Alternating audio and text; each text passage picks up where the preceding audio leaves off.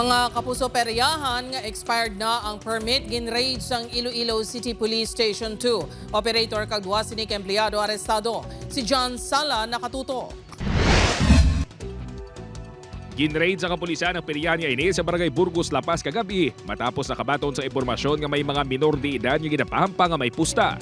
Apang pag-abot sang tropa ni Captain Jimmy Lacuesta, kaangay nga nakaigo sila sang duwa ka pispi sa isa ka bato sang nabisto nga paso na gali ang permit to operate sang peryahan apang padayon pa nga naga-operate. November 1 to January 31 ang permit nila halin sa City Hall. So therefore paso na gid siya. So dapat kung paso na kag expire na ang permit, stop operation na sila. Nadakpan sa rin ang operator sang peryahan nga si alias Larry upod ang duwa ka mga empleyado sininga sa alias Nash kag alias Eileen.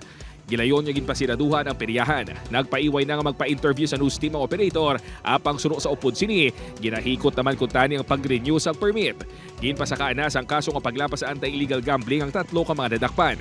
Suno kay Cuesta, magluwas sa nasambing ka peryahan, madamo pa sila sa may nabaton nga impormasyon na tuhoy sa mga illegal gambling operations sa distrito sa La Paz. Ginahulat pagid namon ng mga info pagid kay accordingly ito may ara pa man. Pero siyempre imbestigahan naton kung ano ka matuod. Ay kung may ara, kasa naman kita sa operation. Upod kay Romel Porquia, John Sala. 1 Western Visayas.